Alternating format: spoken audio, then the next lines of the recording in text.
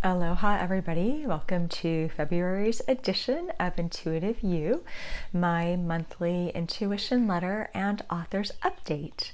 For this month, we are talking about the topic, trusting the intuitive self. And I chose this as a topic because I feel so many people want to be more in touch with their intuition, and they want to feel that they have a more strongly developed intuitive self. And yet, the biggest thing that I often hear is, how do I know that it's not just me making it up? And how do I know that I can trust it? So we're going to dive into that a little bit further. But first, I want to offer my idea of what the intuitive self is. And I really see the intuitive self as the part of ourself that really is in touch with our universe of wisdom within and our inner knowing within, and the part of ourself that also interfaces with the universe without and gives us a cosmic connection through whatever channels we feel drawn to, whether that's nature or certain spiritual practices or a certain religion or a certain energy or just art or music or whatever it is. Like, that's the part of ourself that says, when I'm interfacing, I feel like I'm being really seen by the universe and I'm really being supported by something more than myself. So I really see our intuitive self as being like a two-way mirror, is the image coming to me as I'm speaking. And one side of the mirror reflects into us like everything going on in our inner depths and our inner wisdom and our subconscious and all of that. And then the other side of the mirror is able to reflect back all the patterns and concurrences and synchronicities and the universe around us, where we begin to realize we're not alone and the mysteries are working with us and they are supporting with us and bringing messages to us and answers to prayer and hidden guidance and all of those things. I love the intuitive self because it's so diverse and so multifaceted. And I find that the biggest block to working and trusting our intuitive self is often that we have an expectation that it's going to look a certain way, and our expectation is usually way off than how it actually looks. For myself, when I really began to want to grow my spiritual and intuitive gifts about 5-6 years ago now, I remember that I expected them to be like bigger and flashier than how they actually showed up. You know, I expected to maybe be asleep and be woken from a dream and have a sense of an angel standing by my bed who said very clearly to me, "BethAnne, I'm giving you this gift," or "It's time for you to go do this." You know, I had this idea that I might hear something like auditory, and then I would hear a voice in my ear. And a lot of what started showing up for me was actually a lot more quiet than that and a lot more subtle than that. Now, some people do have really strong intuitive hits like that, where they just are able to have something and they say, "This did not come from me." But for most of us, the way our intuition speaks is through quiet, through inclinations, through nudges. It speaks through like a quieter voice, where it might just give us a word or a phrase. Our intuition might speak to us through music or colors or being out in nature, and we're saying, "Is this the right decision for me?" And we see like a heart in the clouds, and we feel like somebody actually heard us ask that question, even if we didn't utter it out loud, and we feel like our intuition really led us to that response. It speaks in ways that are really subtle. And what often happens, because we weren't raised in a society that honors or has a lot of knowledge of the intuitive self, is it's not normalized. Intuitive gifts used to be relegated to like the neighborhood psychic. I'm laughing, I just see that my shirt playfully has psychic on it. A little bit of tongue-in-cheek humor there today.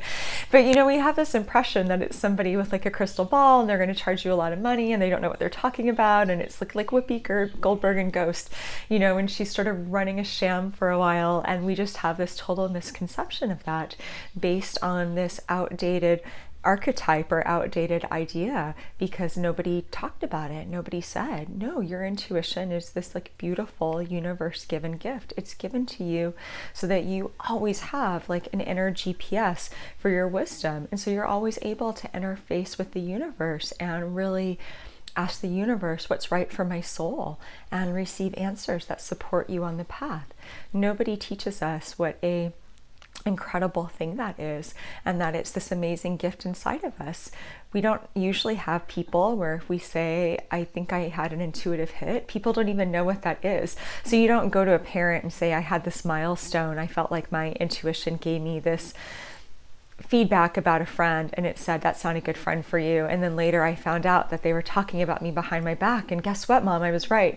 You know, I mean, a lot of us didn't have that, where we had a parent or somebody who was older than us who says, oh yes, that's perfectly normal, that's your intuition and you can always trust it.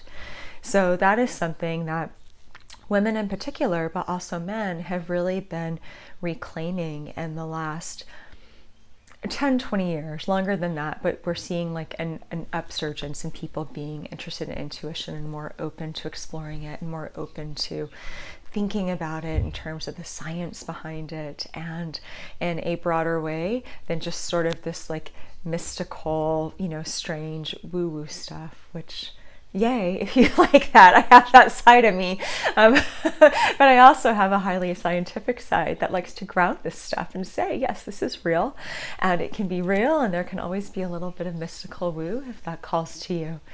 So the number one thing that I want to share about how to develop trust in your intuitive self, where you really can move beyond a space of discounting the messages and saying, did I just make that up?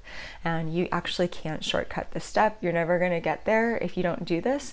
And that is to develop an intuitive practice that you engage in, if not daily, then I'm going to say at least once a week. Maybe once a month, but even that doesn't feel quite like enough. Our intuitive practice might also be what you might think of as your spiritual practice. It is your time to be in relationship and communion with yourself. It is your sacred ceremony of one, your ritual of one. It is your time to really get in touch with what you have to say and then start to write down any insights or process anything that might come in during that time. And I said write down because I do believe that keeping an intuition journal or some sort of spiritual journal, or if you're an artist, maybe you draw it, but having something tangible where you begin to write it down is the most helpful tool, because over time, that's how you begin to develop your vocabulary. That's how you begin to differentiate between, was it real or was my mind just making it up? Because I found with our intuition, if it's something that we're supposed to know, it will keep coming to us. The message will keep coming to us in different forms, and it will be like the same essence in the message, and we'll start to feel more and more sure of it.